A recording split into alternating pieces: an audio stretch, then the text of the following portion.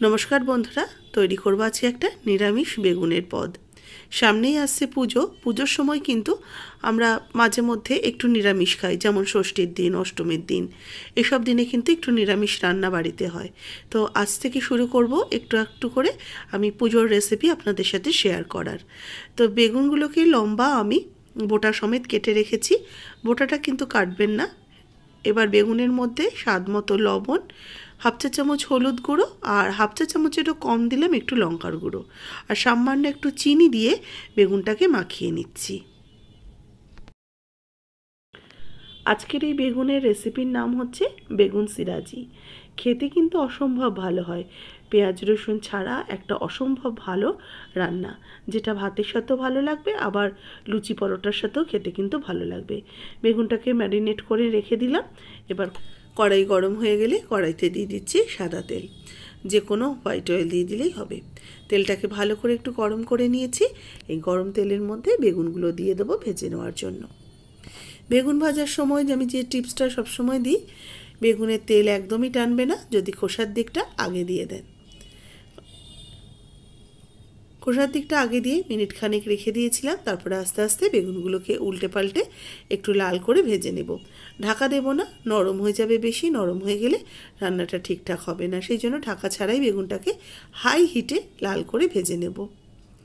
এক পিঠ হয়ে গেলে আস্তে আস্তে করে বেগুনগুলোকে উল্টে দিয়ে আরেক পিঠও ভেজে নেব।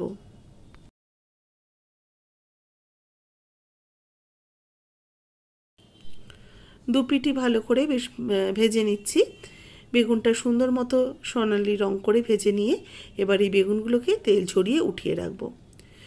পুজোর দিনে কিন্তু বিশেষ করে দুর্গা পুজোর সময় অনেকে 4-5 দিনই পুরো নিরামিষ খান, অনেকে 9 দিন নিরামিষ খান, অনেকে আছেন ষষ্ঠী কিংবা অষ্টমীর দিন নিরামিষ খান।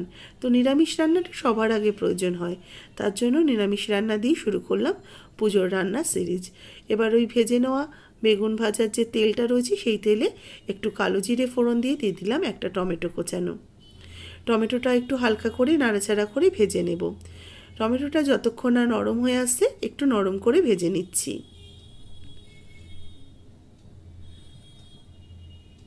টমেটো কিন্তু আস্তে আস্তে মিনিট 2 লো ফ্লেমে ভেজে নেওয়ার পর এর মধ্যে অ্যাড করে দেব আদা কাঁচা লঙ্কা বাটা। 1 টেবিল স্পুন দিয়ে দিলাম আদা কাঁচা লঙ্কা বাটা। একটু কষিয়ে নেব। আদা কাঁচা লঙ্কা বাটাটাকে তেলের সাথে একটু ভালো করে কষিয়ে নিচ্ছি যতক্ষণের থেকে কাঁচা গন্ধটা চলে যাচ্ছে। ভালো করে মশলাটা কষিয়ে নেওয়ার পর এর প্রধান উপকরণ সেটা হচ্ছে নারকেল কোড়া। সিরাজি বেগুনের নারকেল কোড়া কিন্তু একদম লাগবেই। নারকেল কোড়াটা দিয়ে দিলাম প্রায় হাফ কাপের মতো। নারকেল কোড়াটা দিয়ে আবারও কিছুক্ষণ কষিয়ে নেব। যতক্ষণ না নারকেল কোড়ানোটার থেকে বেশ ভাজা ভাজা হয়ে যাচ্ছে, নারকেল কোড়ানোর একটা সুন্দর ভাজা ফ্লেভার বেরোবে, ততক্ষণ এটাকে ভেজে নিচ্ছি। আস্তে আস্তে দেখুন নারকেলটা ভাজা হয়ে গেছে। এবার এর মধ্যে জিরের গুঁড়ো আর ধনের গুঁড়ো এই দুটো দিয়ে দিলাম হাফ চা চামচ করে। আর দিলাম একটু ঝালের জন্য লাল লঙ্কার গুঁড়ো। এটা কিন্তু কাশ্মীরি লাল লঙ্কার গুঁড়ো না, আর এতে কিন্তু আমি হলুদ দেব না। এবার আরও কিছুক্ষণ কষিয়ে নিয়েছি। নারকেলটা বেশ ভালো করে ভাজা হয়েছে, তার জন্য বোঝাই যাচ্ছে সেটা হচ্ছে নারকেল থেকে অনেকটা তেল বের হয়েছে। আবারও কিছুক্ষণ ভালো করে এটাকে মিক্সড করে নিয়েছি। মশলাটা কিন্তু খুব সুন্দরভাবে কষানো হয়ে গেছে। আঁচটাকে মিডিয়ামে রেখে ভালো করে কষিয়ে নেওয়ার পর এর মধ্যে অ্যাড করে দেব পোস্ত কাঁচা লঙ্কা বাটা। 2 কাঁচা লঙ্কা আর 2 চামচ পোস্তকে একসাথে বেটে মিক্সিতে দিয়ে দিলাম। এবার এর মধ্যে স্বাদ মতো লবণ দিয়ে দিচ্ছি আর দেব সামান্য একটু চিনি। লবণ আর চিনি দিয়ে একটু মিশিয়ে নিচ্ছি। চিনিটা তো অবশ্যই একটু নিরামিষ রান্না, মিষ্টি মিষ্টি হলে খেতে ভালো লাগবে, দিয়ে দিলাম। আর চিনিটা লবণটা স্বাদ মতো ব্যবহার করবেন। আগেও কিন্তু আমি লবণ দিয়েছি বেগুন ভাজার সময়। এবার ভালো করে মশলাগুলোকে কষিয়ে নিয়েছি, একদম মশলা থেকে তেল ছেড়ে গেছে। এবার এতে আমি হাফ কাপের মতো জল অ্যাড করলাম। জলটা দিয়ে মশলাটাকে ভালো করে মিশিয়ে নেব। মিশিয়ে নিয়ে এবার এই ঝোলটাকে ফুটতে দেব। এরই মধ্যে আমি 2 চেরা কাঁচা লঙ্কা অ্যাড করে দেব। কাঁচা লঙ্কা 2 দিয়ে ভালো করে একটু ফুটিয়ে নেব। ঝোলটা যখন দেখব ফুটে উঠেছে, ঝোলটাকে প্রথমে আগে ভালো করে একটু ফুটিয়ে নেব। তারপরে আমি এর মধ্যে বেগুন দিয়ে দিচ্ছি। ঝোলটা ফুটে উঠেছে, এবার ভেজে রাখা বেগুনগুলো একটা একটা করে সাজিয়ে দেব।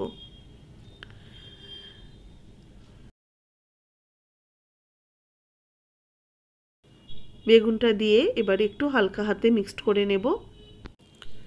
বেগুনটা দিয়ে একটু হালকা হাতে মিক্সড করে নিচ্ছি। এবার বেগুনটাকে একটু নরম হওয়ার জন্য ফুটতে দেব। বেশিক্ষণ না, অল্প কিছুক্ষণ একটুখানি নাড়াচাড়া করে নেব। বেশিক্ষণ ফোটালে বেগুন আগে থেকে ভাজা রয়েছে, নরম হয়ে যাবে। তৈরি হয়ে গেছে বেগুন সিরাজি। এবার গ্যাসের ফ্লেমটা অফ করে দিয়ে এটাকে নামিয়ে সার্ভ করে নিচ্ছি। ষষ্ঠী কিংবা অষ্টমীর দিন লুচি বা পরোটা সকলেই খেয়ে থাকেন। এই লুচি পরোটার সাথে কিন্তু বেগুন সিরাজি ভীষণই ভালো লাগবে। যারা ভাত দিয়ে খেতে চান সেটাও খেতে পারেন। এমনই একটা রান্না সব কিছুর সাথেই ভালো লাগবে। রেসিপি ভালো লাগলে অবশ্যই জানাবেন। যারা নতুন দেখছেন সাবস্ক্রাইব করেন, যারা ফেসবুক পেজ থেকে দেখছেন পেজটাকে ফলো করুন, রেসিপিটাতে একটা লাইক দিন। আর পুজোর সিরিজ শুরু হয়ে গেছে, আমি মাঝে মধ্যেই কিন্তু পুজোর স্পেশাল কিছু রান্না নিয়ে আপনাদের সামনে হাজির হব। আর আজকের রেসিপি কেমন লাগলো কমেন্টস করে কিন্তু জানাতে একদমই ভুলবেন না।